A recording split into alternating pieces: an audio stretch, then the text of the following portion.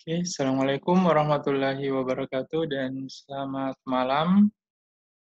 Pada pertemuan pertama pasca UTS ini kita akan membahas tentang maksimum minimum untuk fungsi dua variabel. Tapi sebelum itu adik sekalian, ada baiknya kita meninjau ulang ya, materi maksimum minimum untuk fungsi satu variabel karena materi ini telah kalian pelajari sebenarnya waktu memprogramkan kalkulus diferensial, tapi itu sudah lama ya. Jadi ada baiknya kita berupaya untuk mengingatnya kembali ya. Baik, nilai maksimum atau minimum, jadi sekaligus saja ya, maksimum atau minimum jika ada dari fungsi f, karena biasanya terdapat fungsi yang tidak mempunyai nilai maksimum atau nilai minimum. Oke, pada himpunan S ini dapat dikatakan sebagai domain dari f, oke, adalah nilai f yang terbesar atau terkecil, oke. Maksimum itu, maksud saya terbesar itu reverse ke maksimum, terkecil itu reverse ke minimum. Jadi begitu polanya ya untuk paragraf ini. Dari keseluruhan himpunan S, istilah-istilah tersebut dapat dikatakan sebagai nilai maksimum global atau nilai minimum global. Adik-adik sekalian, jadi maksimum global, minimum global itu adalah istilah yang formal ya, yang matematis. Jadi kita menggunakan istilah ini untuk selanjutnya ya, dibanding kita menggunakan istilah terbesar atau terkecil. Kenapa seperti itu? Karena terdapat juga istilah ya, nilai maksimum lokal atau nilai minimum lokal. Oke, apabila ia merupakan nilai yang maksimum atau minimum untuk daerah di sekitarnya. Petik 2. Maksud dari daerah di sekitarnya di sini ya, yakni dia bersifat lokal. Misalnya, camat adalah jabatan tertinggi untuk di kecamatannya, namun secara wilayah keseluruhan, ia merupakan bawahan dari seorang wali kota. Kalau kita analogikan, setiap warga di suatu wilayah kota itu merupakan anggota himpunan dari S, maka wali kota itu adalah maksimum global, dan camat itu adalah maksimum lokal. Tapi untuk yang lebih matematis, secara lebih jelasnya kita perhatikan gambar satu. Gambar satu ini adalah kurva suatu fungsi misalnya ya, yang sifatnya terbatas dari sini sampai sini ya, kiri sampai kanan. Nah, terdapat beberapa titik atau anggota dari domain S, yakni P, Q, T, kita tandai juga ini T ya. Oke. Jadi T juga kita tandai pasangannya di mana. Maaf. Oke. P, Q, T, R, dan S. Oke. Misalkan fungsinya adalah F, maka FP ini dapat kita katakan sebagai maksimum lokal ya, karena dia yang tertinggi ya dibanding wilayah yang di sekitarnya. FQ ini merupakan minimum global, walaupun kita dapat katakan FQ itu adalah minimum lokal. Ya, kita katakan FQ minimum lokal karena untuk di sekitarnya dia yang paling kecil, dan sekaligus dia adalah minimum global karena di antara nilai-nilai F itu FQ itu yang paling kecil ya. Terdapat juga FT, tapi ini tidak kita jelaskan, kita tidak diberi dulu penjelasan ya. Sebentar kita ke sini. Terus FR itu maksimum global dan FS adalah minimum lokal. Jadi dari penjelasan yang saya tadi dapat kita simpulkan bahwa untuk minimum global dan maksimum global itu dapat kita juga anggap sebagai minimum lokal dan maksimum lokal ya. Seperti itu. Oke, untuk lebih mempertegas apa definisi dari maksimum lokal dan minimum lokal? Ya, kita lihat. Andaikan S adalah daerah asal F yang memuat titik P, kita katakan bahwa Fp adalah nilai maksimum lokal F jika terdapat selang buka A, B yang memuat P. Artinya P ini berada di antara A dan B, sedemikian sehingga Fp adalah nilai maksimum F pada selang buka A, B, ya, iris S. Oke. Nah, tapi secara eksplisit, A, B iris S itu adalah A, B itu sendiri, ya, atau interval A, B. Ya, karena A, B ini juga berada pada S. Selanjutnya, ya, untuk definisi dari nilai minimum lokal itu sama saja dengan nilai maksimum lokal. Kita tinggal mengganti kata maksimum dengan minimum, ya. Seperti itu. Sedangkan nilai ekstrim lokal itu jika ia berupa nilai maksimum lokal atau nilai minimum lokal. Jadi maksudnya jika dia nilai maksimum lokal, maka dapat dianggap sebagai nilai ekstrim lokal. Begitu juga dengan nilai minimum lokal, dia juga merupakan nilai ekstrim lokal.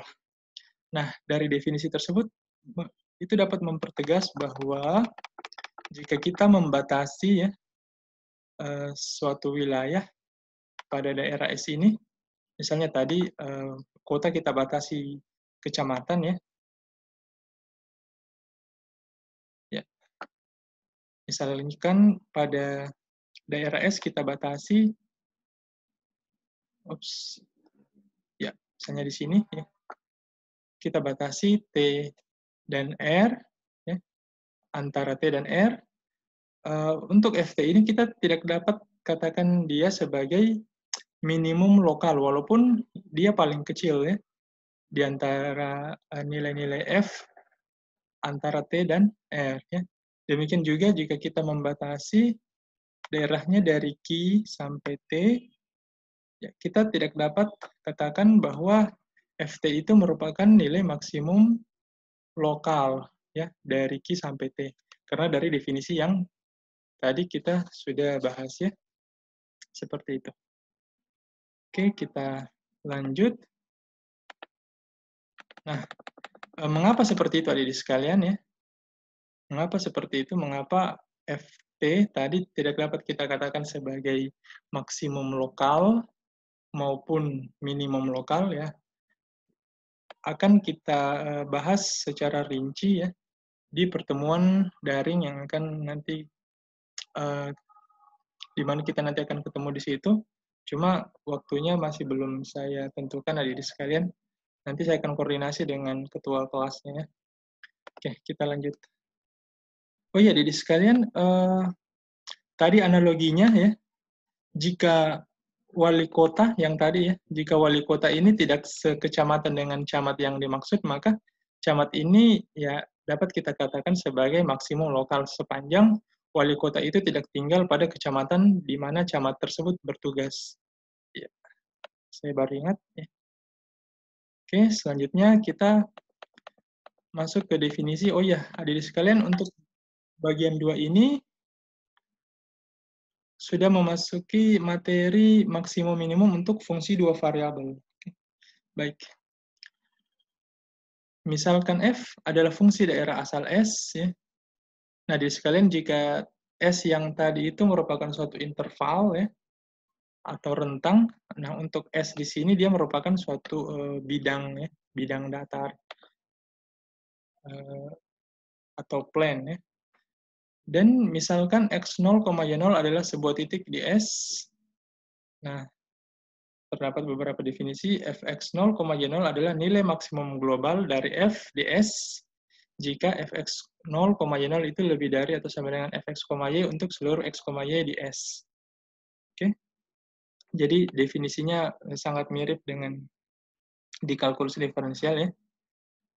Selanjutnya nilai minimum global itu sama saja definisinya, tinggal kita mengganti tanda lebih dari atau sama dengan tanda kurang dari atau sama dengan. Oke, selanjutnya, nah ini yang definisinya mesti kita bahas secara rinci di sekalian.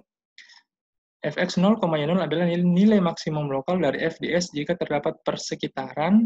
Saya rasa di sekalian telah mempelajari apa itu persekitaran. Jadi persekitaran itu seperti dalam kehidupan sehari-hari itu kayak compact disc atau CD ya. CD yang dimana kita dapat menggunakannya untuk mengcopy file misalnya ya.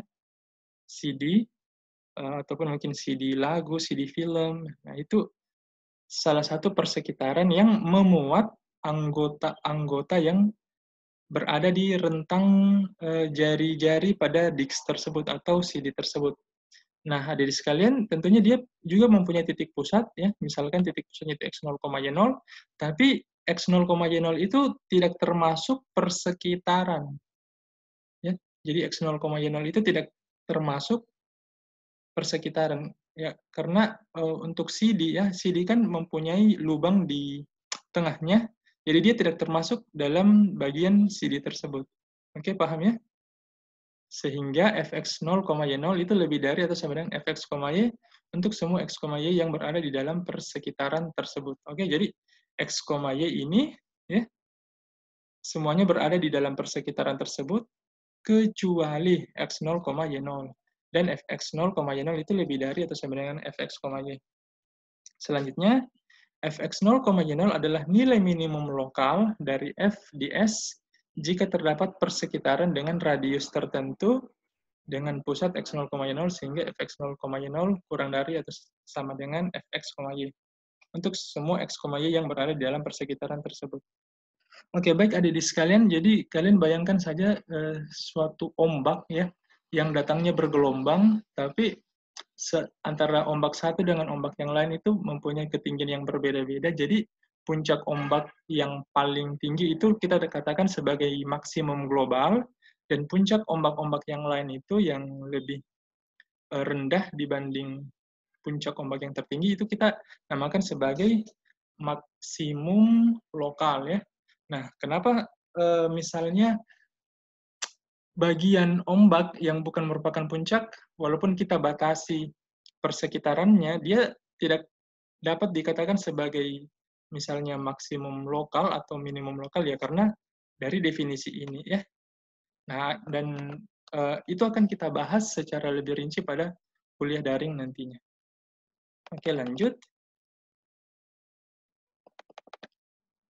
Ya, teorema pertama, jika F kontinu, ya saya rasa adik sekalian telah mempelajarinya, apa itu kontinu ya, untuk fungsi dua variabel, pada sebuah himpunan S, ingat S di sini yang dimaksud adalah misalnya bidang ya, baik itu bidang yang sisi-sisinya datar maupun melengkung, adik sekalian, yang sifatnya tertutup, adik sekalian tentunya ketahui bahwa yang tertutup itu yang memuat batas-batasnya. Jadi adik sekalian, kalau misalnya adik-adik sekalian main bulu tangkis, ya, terdapat tepian, ya, terdapat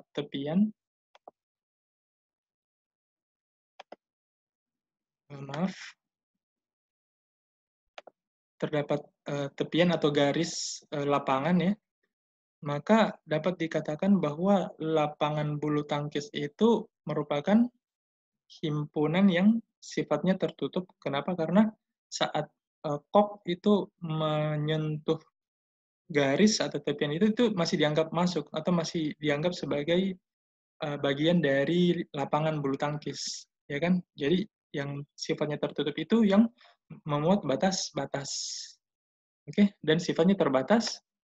Oh ya, yang terbatas itu maksudnya dia sifatnya tidak berhingga ya, artinya ya kayak lapangan bulu tangkis itu tadi sifatnya terbatas, artinya kalau kita memukul kok terlalu keras sehingga terlempar jauh, yaitu dan keluar dari lapangan, ya itu dianggap keluar ya, karena lapangan bulu tangkis itu sifatnya terbatas. Jadi saya rasa adik sekalian bisa membayangkan apa yang dimaksud dengan tertutup dan terbatas.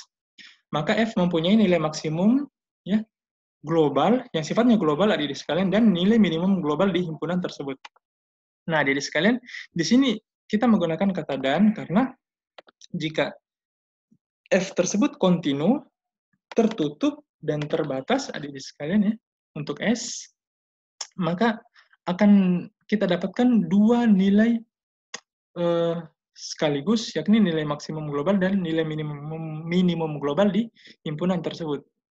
Ya, sebagaimana saya tadi katakan bahwa tidak selamanya suatu fungsi f itu mempunyai nilai maksimum atau nilai minimum ya, nilai terbesar atau nilai yang terkecil. Tapi kalau sifatnya seperti ini, f kontinu ya, himpunan S-nya tertutup, terbatas, maka sudah pasti terdapat nilai maksimum global dan nilai minimum global di himpunan tersebut. Jadi dua sekaligus. Karena kadang adik sekalian terdapat suatu fungsi yang dimana kita tidak mampu mengidentifikasi kedua-duanya, ataupun mungkin hanya salah satunya saja, yakni maksimumnya saja, tapi tidak mempunyai minimum, atau sebaliknya, hanya mempunyai minimum, tapi tidak mempunyai maksimum. Oke, adik sekalian, kita lanjut. Nah, oh ya, adik sekalian, yang tadi, yang ini, definisi 1 sampai 4 itu semuanya kita dapat katakan sebagai nilai-nilai yang ekstrim, ya. Nilai-nilai ekstrim. Nah, adik sekalian, nilai ekstrim itu terjadi pada titik-titik kritis. Ya, sama saja dengan kalkulus diferensial. Titik kritis dari F di S itu ada 3 jenis, ya. Ada 3 jenis, jadi ini domain pembicaraan kita adalah fungsi 2 variabel. Okay. Jadi sama saja dengan di kalkulus diferensial, itu dapat terjadi di titik batas. Ya. Maksud saya titik kritis itu mencakup titik batas, ya. Jadi batas-batas, ya misalnya tadi lapangan bulu tangkis, batas-batasnya itu adalah garis putih ya, yang ada di tepian atau di pinggir. Terus titik stasioner, ya. Nah, x0, y0 merupakan titik stasioner jika x0, y0 adalah sebuah titik di S, ya, maaf, di mana f dapat didiferensialkan, ya, dapat terdiferensiasi atau dapat diturunkan. Tapi di sini adik sekalian maksudnya dapat diturunkan secara parsial ya. Dan del f x0, y0 itu sama dengan 0. Nah, saya rasa adik sekalian telah mempelajari del f x0, y0 sama dengan 0 itu maksudnya jika kita turunkan fx 0, y0 secara parsial terhadap x, maka lalu kita samakan dengan 0 ya. Dan juga jika kita turunkan f x0, y0 terhadap y, lalu kita samakan juga dengan 0. Nah, itulah del f x0, y0. Di titik tersebut, suatu bidang singgung tentunya akan bersifat horizontal atau mendatar. Lanjut, titik singular ya. x0, y0 merupakan titik singular jika x0, y0 adalah sebuah titik, di S di mana f itu tidak dapat didiferensialkan atau tidak dapat diturunkan ya. Tidak dapat diturunkan.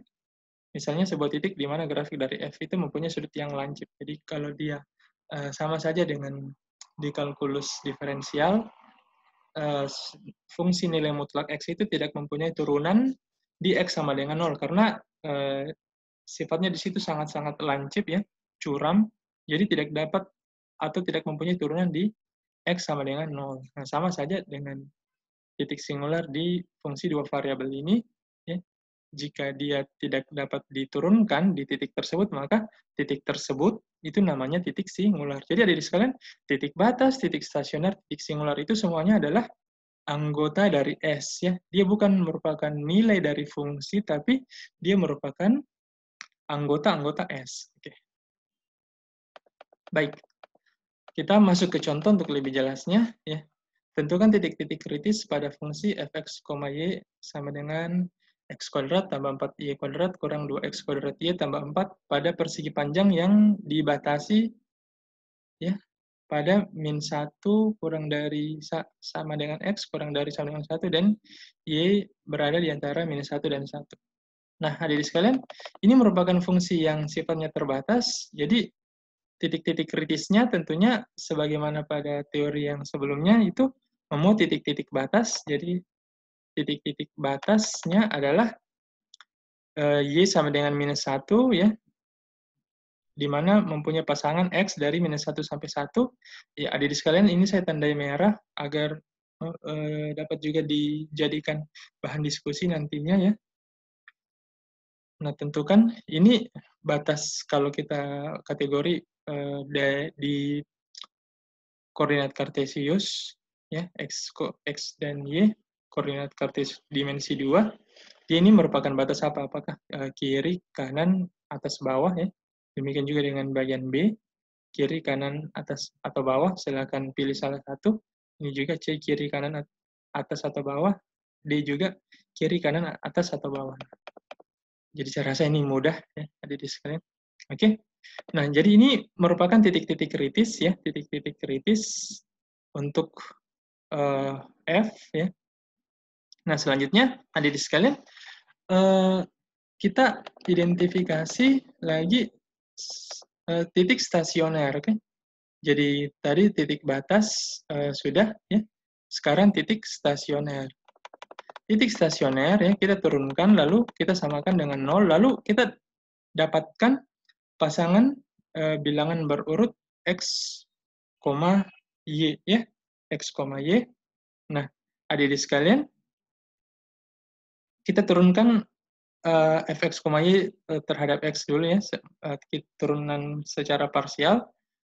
Jadi turunan fx, y terhadap x itu 2x dikurang 4xy, jadi adik-adik sekalian dapat memverify nanti ya. Lalu kita samakan dengan 0. Nah, diperoleh suatu persamaan, oke? Lalu kita turunkan lagi terhadap y, didapat 8y kurang 2x pangkat 2, lalu kita samakan dengan 0. Nah, terdapat dua buah persamaan adik-adik sekalian, dan dari dua persamaan ini diperoleh x sama dengan 0 atau x sama dengan akar 2. Nah, adik-adik sekalian, saya tandai merah lagi di sini. Kenapa sih? Untuk x sama dengan akar 2, dia tidak memenuhi. Ya. Oke. Kenapa dia tidak memenuhi? Ya. Itu agar adik-adik sekalian bisa pikirkan. Ya. Nah, adik-adik sekalian, didapat x sama dengan 0 atau x sama dengan akar 2 dan x sama dengan akar 2 tidak memenuhi. Nah, sehingga ini sebenarnya masih berlanjut. Untuk titik kritis yang lainnya, ya, kita tinggal substitusi ya, x sama dengan 0 ke persamaan. Ya, ke persamaan ini sehingga diperoleh 0,4.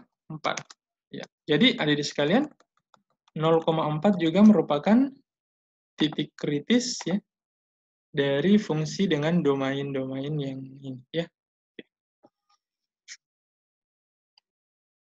Baik, contoh 2. Carilah titik kritis pada, oh ya, maaf adik-adik sekalian, masih ada yang belum kita bahas, yakni titik singular. Oke, jadi titik singular merupakan titik di mana fungsi f itu tidak dapat didiferensialkan. Nah, adik-adik sekalian, perhatikan hasil dari turunan parsial terhadap x ya, ini menghasilkan 2x kurang 4xy. Nah, adik-adik sekalian, 2x kurang 4xy ini tidak ada titik ya pada bentuk 2x kurang 4xy ini yang menyebabkan f itu tidak dapat didiferensialkan ya. Demikian juga dengan 8y kurang 2x pangkat 2 ya. Semuanya terdefinisi ya, adik-adik sekalian. Maksud dari tidak dapat didiferensialkan mungkin kita bisa ulang bahwa ya misalnya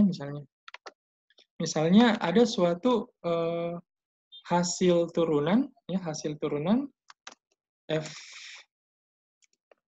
saya copy yang ini. Misalnya ada hasil turunan fx fx, y diturunkan secara parsial terhadap x yang hasilnya adalah seper x. Nah, adik-adik sekalian perhatikan x di sini dia merupakan penyebut sehingga dia bentuk ini dia tidak terdefinisi pada x sama dengan 0 sehingga adik-adik sekalian dapat kita simpulkan bahwa fungsi f ya jika diturunkan parsial terhadap x itu tidak akan terdiferensialkan atau tidak dapat diturunkan di titik x sama dengan 0. Nah, pada bentuk yang ini di sini 2x kurang 4x itu semuanya dapat terdefinisi ya, dapat terdefinisi. Demikian juga dengan 8y kurang 2x pangkat 2 mau kita masukkan nilai apapun itu x dan y itu semuanya terdefinisi. Nah, kecuali jika hasilnya seper x, jika kita masukkan x sama dengan 0, maka fx, y itu tidak dapat diturunkan secara parsial terhadap x. Oke, saya rasa penjelasan itu dapat membantu. Baik, kita lanjut. Carilah titik kritis pada fungsi fx, y sama dengan akar 4y kuadrat kurang 9x kuadrat tambah 36x tambah 24y tambah 36.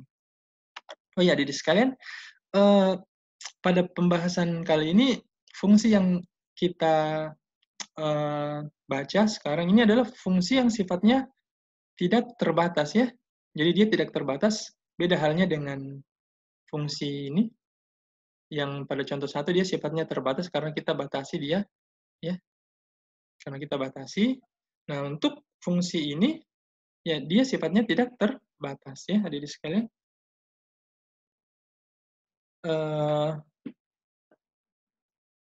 Jadi kita tidak perlu mengidentifikasi nilai-nilai atau titik-titik kritis di jenis yang pertama ya. Jadi titik batasnya kita tidak usah jawab karena dia sifatnya tidak terbatas. Baik, untuk yang kedua yakni titik stasioner ya, kita turunkan fungsi baik terhadap X maupun terhadap Y, lalu samakan dengan 0. Nah, hasilnya ya adalah yang ini, adik-adik sekalian harus bisa mencari tahu apa sih alasan kenapa bisa min 9x tambah 18 dibagi dengan akar dari fungsi itu sendiri, itu merupakan hasil turunan dari fx, y terhadap x ya. Nah, selanjutnya kita samakan dengan 0, demikian juga dengan jika diturunkan terhadap y, maka hasilnya 4y tambah 12 per bentuk fungsi itu sendiri, lalu disamakan dengan 0. Nah, adik sekalian, yang menyebabkan fx, y diturunkan terhadap x maupun terhadap y itu 0, ya jika pembilangnya itu sama dengan 0, ya. Sehingga kita hanya memperhatikan yang pembilangnya saja, disamakan dengan 0, terdapat 2 persamaan, lalu nanti akan diperoleh x sama dengan 2, ya, x sama dengan 2, dan y sama dengan minus 3. Nah, jadi titik 2, minus 3 adalah titik kritis. Oke. Nah, selanjutnya kita periksa kemungkinan di titik mana turunan-turunan parsial tersebut itu tidak ada, maksudnya itu titik singular ya. Jadi adik sekalian perhatikan ini karena dia merupakan bentuk pecahan, jadi pembilangnya itu tidak boleh 0 ya. Dia tidak boleh 0. Nah, kalau dia tidak boleh 0 adik-adik sekalian, maka yang di dalam akar ini kita samakan dengan 0. Oke. Nah, ini kan merupakan suatu persamaan apa adik sekalian yang saya rasa adik sekalian sudah familiar tentunya di geometri analitik. Ya, jadi dia merupakan persamaan hiperbola ya, hiperbola dengan pusatnya di 2, minus 3. Nah, jadi adik sekalian kesimpulannya ya, selain 2, minus 3 tadi ya, selain 2, minus 3 yang kita sudah dapatkan sebagai titik stasioner, titik kritis yang lainnya itu adalah semua titik-titik yang ada pada hiperbola tersebut. Oke? Jadi semua titik-titik yang berada pada hiperbola ini itu juga merupakan titik kritis. Misalnya ya, salah satunya itu adalah 0, minus 3 juga merupakan titik kritis. Dan tentunya ada tak terhingga titik kritis yang berada pada fungsi ini adik-adik sekalian ya.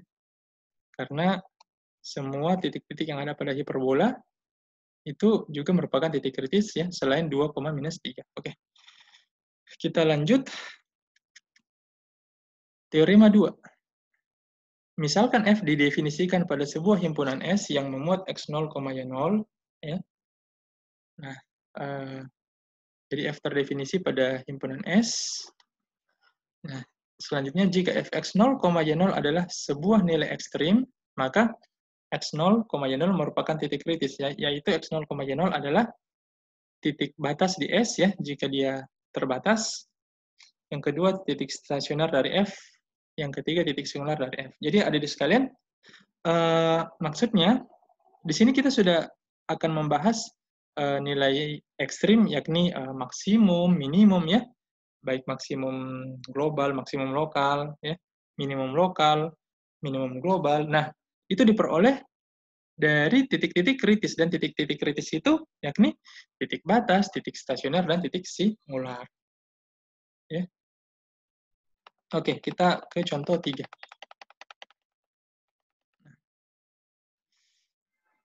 Ada beberapa yang mesti kita merahkan. Oke. Tentukan nilai-nilai ekstrim pada fungsi fx, y sama dengan akar dari 25 kurang x kuadrat kurang y kuadrat. Nah, ini bukan lagi titik-titik kritis yang diminta, tapi nilai-nilai x ekstrim. Oke. Nah, apakah fx, y terbatas? Ya. Nah, jadi sekalian harus mengidentifikasi ya, apakah fx, y terbatas. Sebagai clue adik-adik sekalian, jika kita lihat dari fungsinya, ini seperti kubah ya, kubah masjid. Ya, itu clue-nya adik-adik sekalian. Ya. Nah, tentukan selanjutnya, jika ya, tentukan himpunan titik-titik batasnya. Ya, ini saya rasa merupakan instruksi yang juga jadi clue untuk pertanyaan yang ini. Ya. Nah, tentukan himpunan titik-titik batasnya. Artinya, kalau dibilang himpunan titik-titik, ya asumsi dari perkataan saya itu ya lebih dari satu titik ya. Oke. Nah, carilah turunan parsial fx, y terhadap x dan juga terhadap y, lalu tetapkan masing-masing sama dengan 0, maka akan didapatkan dari persamaan tersebut tadi sekalian, maka akan didapatkan suatu titik A, B sebagai titik kritis. Nah, adik-adik sekalian, untuk titik singularnya ya, untuk titik singularnya, saya rasa adik-adik sekalian juga mesti cari adik-adik sekalian, tentukan titik singularnya ya, jika ada. Oke. Nah, jadi adik-adik sekalian dalam menentukan nilai maksimum dan nilai minimum ya, adik-adik hanya mengidentifikasi ya, titik-titik kritis ya, yakni titik batas, titik stasioner yang ini, dan titik singular. Ya. Saya rasa cukup dulu sampai sini ya, untuk pertemuan kali ini. Nanti akan kita lanjutkan dalam diskusi yang lebih detail, dan menurut saya pembahasan kali ini masih perlu untuk dilanjutkan dalam bentuk diskusi dan tanya jawab. Oke, saya rasa cukup. Sekian. Assalamualaikum warahmatullahi wabarakatuh.